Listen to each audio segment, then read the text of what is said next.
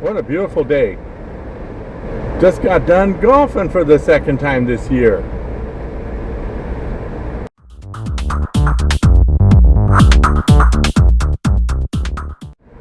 So Friday, my brother-in-law and I went out to Creeks Bend, which is just east of town, and we played just 9 holes on the back, had a walk, and it's a long walk.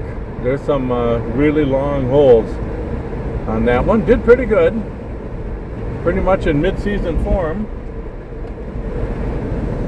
so that was nice. Didn't have any real disaster holes or anything, pretty consistent, so getting off to a good start. And then today I decided I'm going to play 9. It's supposed to turn sour tomorrow, a little bit of rain snow mix, but it's I don't know what temperature it is. I think it's about 47 or 48, so pretty nice. And did okay today. Not quite as good as yesterday or Friday, but I think I'm 2 strokes off of what I was Friday, so that's pretty good. I'll take it. So I officially have one 18-hole round in to start my handicap for the year. See if I can get my handicap down a little bit. But I've got my golf hat, my Canada hat on here. It's funny, when I back in 2016, when history's dumbest con man was ruining the country, it was a pretty shameful thing. So I had this Canada hat, and we were going to Mexico. So I said, I'm going to wear this hat, because if I wear a USA hat, they're going to probably knife me or something down there, because Trump is such an idiot and he makes such a big deal about Mexico. Well, people treated me just great down there, and when they asked me where I was from, I always told them Southern Canada. From Southern Canada. Oh, that's nice. Bet you like it there. I said, oh yeah, Southern Canada is awesome.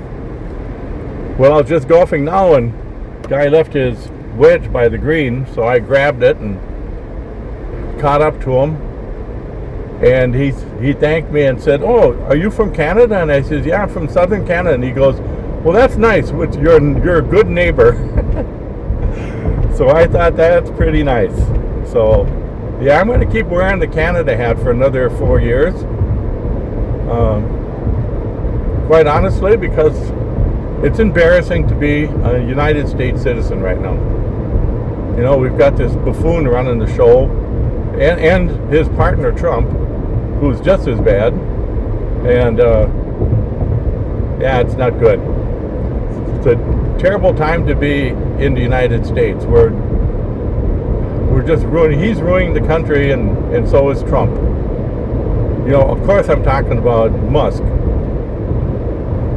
who's I used to think was kind of a genius guy. It turns out he's just as goofy as Trump.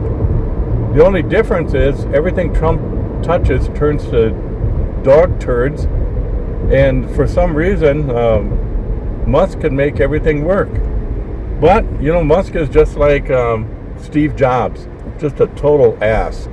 Steve Jobs was just a terrible human being, and Henry Ford had the same attitude. You just beat your employees, fire them, and then tell them, well, if you really need your job, you're going to come back and you're not going to complain anymore. And that's the way Henry Ford kept his people away from unions and under control and working for nothing.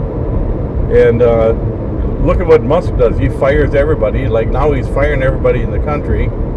His attitude is kind of the way you fix a TV if you don't know what you're doing. You replace the fuse with a 1/4-inch bolt, plug it in, and see whatever catches on fire, just replace that. Well, he fires everybody. Then he finds out, how terrible is this, and should we hire some of these people back after we find out that everything is failing? Now Trump is going to close 8,000 charging stations, and close all the charging stations, just to prove a point that, we have to destroy the environment as hard as we can, because that's the American way. Can you imagine how much that's going to cost us? I just drove this 300 miles to go fishing, and the bill was just under $7 for fuel to go 300 miles, 292 miles actually. If I would have done that for my motorcycle, it would have easily been anywhere from $30 to $60. Now do that times 8,000 cars and look at all the money we're wasting. Every time these guys cost cut, we waste millions and billions of dollars. And then they said, they caught all this waste and it was so many $1 trillion. Well, they add 3 zeros to every single number, and then they're claiming waste on government contracts that were completed back in Bush's era. They've already been paid and done, and they're claiming those are costing us all these millions. Well, they don't exist anymore. So they're making up this crap. Of course, the Trump dummies, they'll believe everything Fox tells them. So Fox is busy telling the lie, and they're busy eating it up. And the rest of us are just trying to figure out, are we going to survive survive 4 years here or not? I'm leaning toward not. It's looking pretty bad.